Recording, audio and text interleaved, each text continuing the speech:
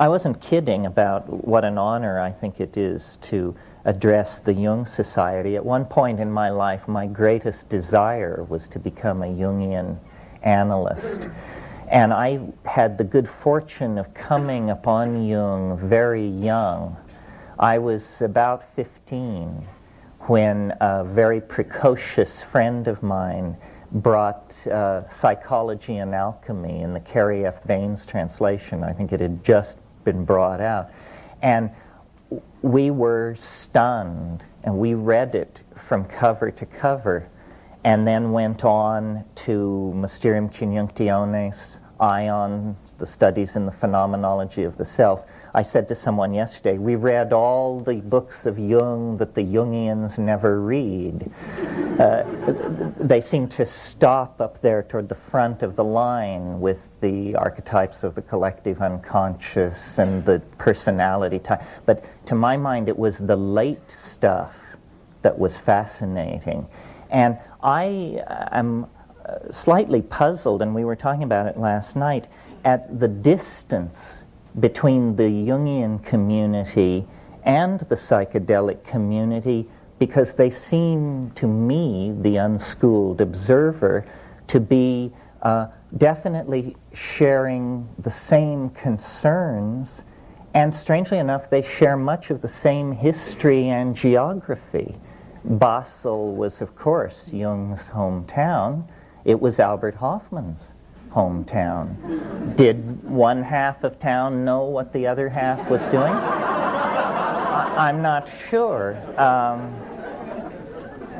The relationship of Jung to the unconscious, to the collective unconscious as its discoverer, has been always somewhat puzzling to me, because, of course, if you know the history of 20th century art, you know that Dada, which was the great prefigurative movement for surrealism, rose in Zurich.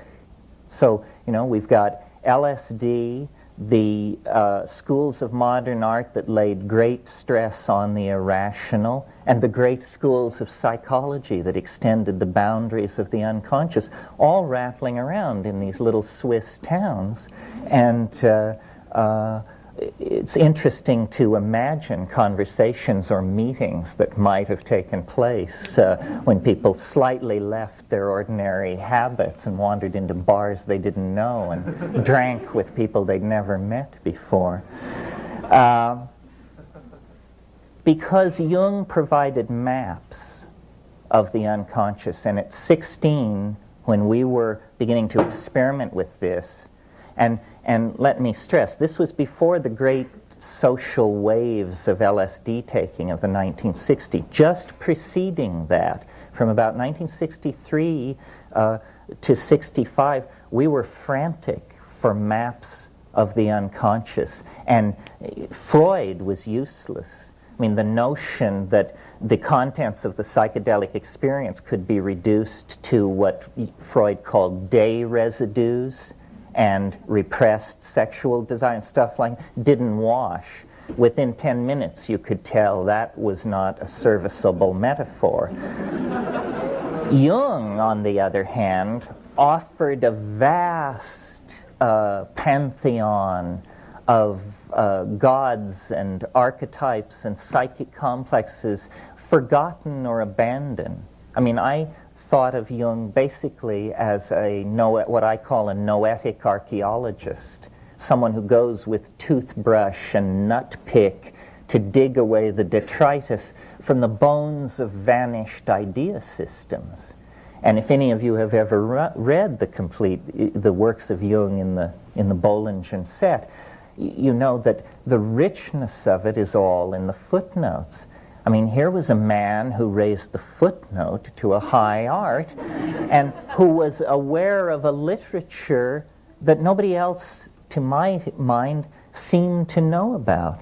That Jung's references reach 1,000 years deep into the past with great density of reference. I mean, this is where I learned about Macrobius and Dositheus and Dionysius, the pseudo-Areopagus, and all those folks that you just never hear about. It was my introduction to the underbelly of Western civilization was through Jung. Well,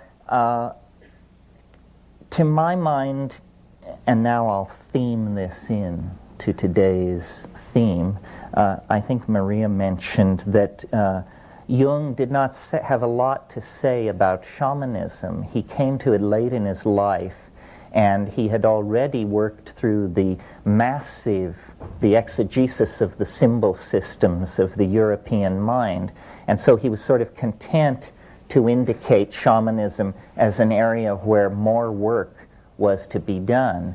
And then the great follow-on scholar was Merciliade, who then actually studied shamanism, showed what its archetypal underpinnings were in all times and places, and the combination of Jung and Iliade, I think, pretty much delivered us as firm a map of the psyche, as dependable a map of the psychic geography as we can expect to have until we make the trip ourselves and readjust the landscape with our own notes and observations. For Jung, the great path into the unconscious was alchemy. And alchemy is an interesting, pivotal domain, because I think we could, in a way, say it lies halfway between the concerns of an archaic shamanism and halfway between the concerns of a quasi-scientific psychedelic attempt to explore consciousness. Merciliade wrote a brilliant book on alchemy called The Forge and the Crucible, which is the bridge to show you how you go from Jungian psychology into an understanding of alchemy that approximates Iliade. The notion for the alchemists that Jung brought forth very strongly was the idea of projection of psychic contents, projection of the active imagination onto processes and objects in the exterior world.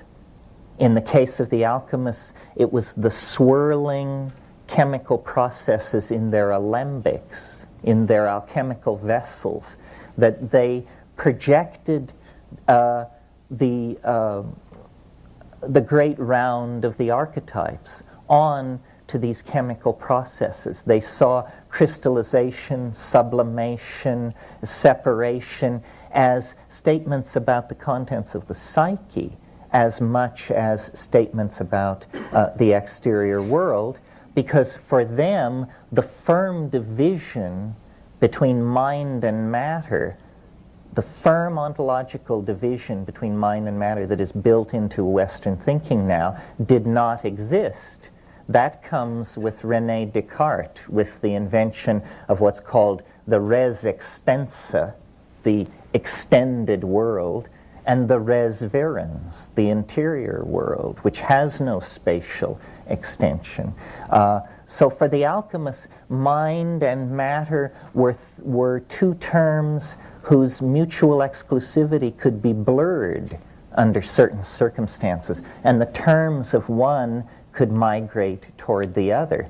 Well, now we as moderns ordinarily only experience this state when we are intoxicated by hallucinogenic drugs, or when we are in a state of severe psychic weakness, when there is then overwhelmment from the unconscious that is not with the permission of the ego, as happens in the psychedelic experience. Well, all of these various ways of approaching the psyche seem fairly abstract and bloodless and removed from daily existence, unless the psychedelic experience is present. And then it vivifies these metaphors. It makes clear what these various perennial traditions are talking about.